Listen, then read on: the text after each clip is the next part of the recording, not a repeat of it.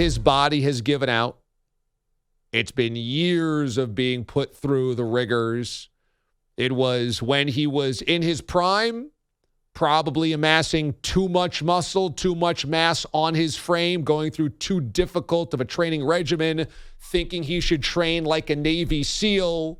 That put wear and tear in his joints in his body, put way too much muscle and mass on his body for golf, and that put probably the first force on what didn't need to be a body under duress.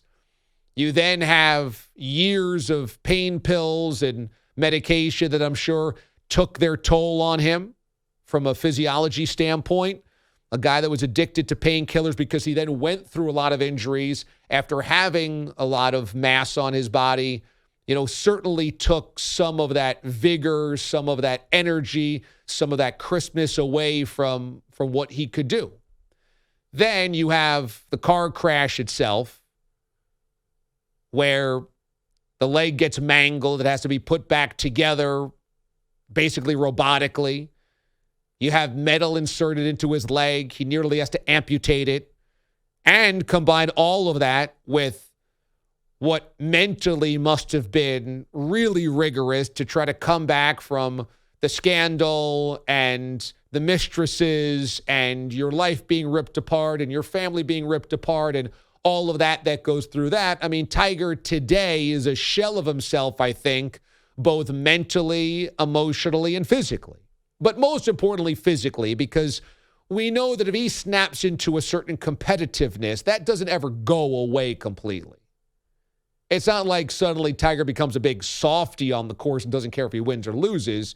He would like to compete, although I do think he's got a different set of perspective now to where it's not all or nothing. He recognizes that he's probably pretty lucky just to simply be walking, let alone competing on the PGA Tour, and that if he doesn't win, he doesn't win. He's had a lot of wins of the day, and he's probably happy to be alive after the car crash. But beyond that, there is no doubt a drumbeat amongst the media and fans wanting and wishing for greatness from Tiger again. There's no doubt that everybody hopes for that every time we get around to Masters Week or any of the majors and he competes in of these days. The story is, can he do it? Can he reach down and do it one more time? Can he at least make the cut? And I have to say, I don't really want to do this take on a Friday going into the weekend where we're supposed to be happy and fun, and this show's usually fun. But there's a sadness on two fronts about Tiger yesterday and Tiger moving forward. Number one is the sadness of everybody wants it to be, and it's not going to be. That last year's miracle of just making the cut is basically where he's going to top out from here on out because his body's not going to get better. He's only going to get older. His body's only in more difficult ways in trying to get it up to tournament speed. This weekend specifically, weather-wise, it's going to be a debacle. It's going to be rainy and humid and slippery, and he's going to be walking the whole thing. And, I mean, he's already took the one good day of the weekend weather-wise and botched that. So it's only going to get worse from here on out. So there is a sadness that everybody wants it, and it's not. It's like, oh, Jon Rahm leads, great. And it's like, Brooks Koepka, oh, he can make a comeback, great. But nobody really cares about that. It's like a nice thing to talk about, but ultimately everybody cares about Tiger. Nobody cares about Brooks Koepka. Nobody cares about Jon Rahm. People care about Tiger. And it's never going to be. The second thing that's sad is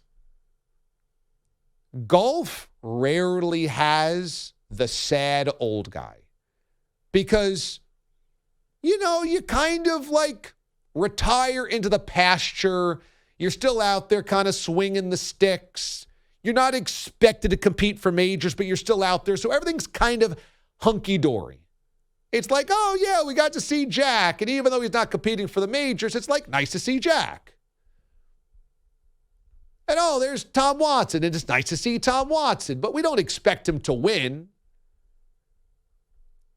Tiger, it's not really that way, so he can't comfortably kind of ride into the sunset. This isn't he kind of gradually gets worse, he gets older, and we kind of like salute him because he's there. The whole thing is, can he win? Can he win? Can he win? Can he win? Because he's the greatest winner that we've seen. Can he win? He's got to win. Can he make the cut? He's got to make the cut. Can he compete on Sunday? It's like there's no tip of the cap honorary, 36 that he does. And, nice, Tiger's out there.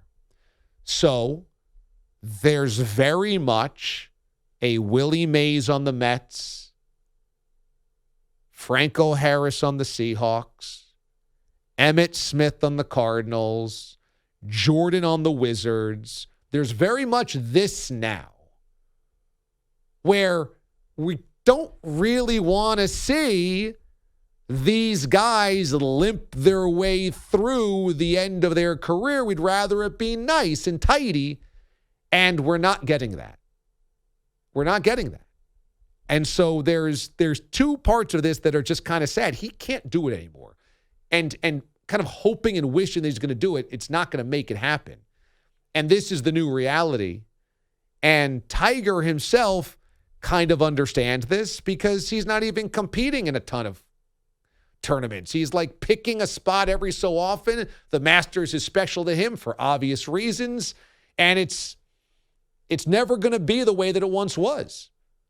It's never going to be. Jerry Rice on the Seahawks, it ain't never going to be the way that it was.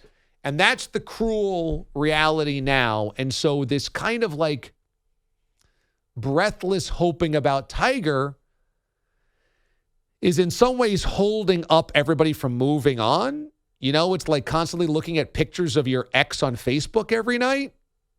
Nobody really can move on into post-Tiger world. There was supposed to be Jordan Spieth, and there was supposed to be Rory, and supposed to be Dustin Johnson, supposed to be all these guys, and Brooks Koepka, et cetera. And ultimately, it's like nobody really matters. It's fine. It's good. Golf fans care enough about, they want to watch the Masters. They want to watch the PGA Championship. They want to watch the British Open. But, it doesn't have, even Mickelson is now sad because he took the live money, and now he's depressed that he took the live money. He took the blood money. He can't even talk at the dinner anymore. He's not even allowed to talk. It's like the uncle that said something really racist at Thanksgiving, and now he's got to come to Thanksgiving, but nobody allows him to talk anymore. The whole thing is kind of very depressing about the old guys. Everybody wants it to be, but it's not really, and we can't really quite move on.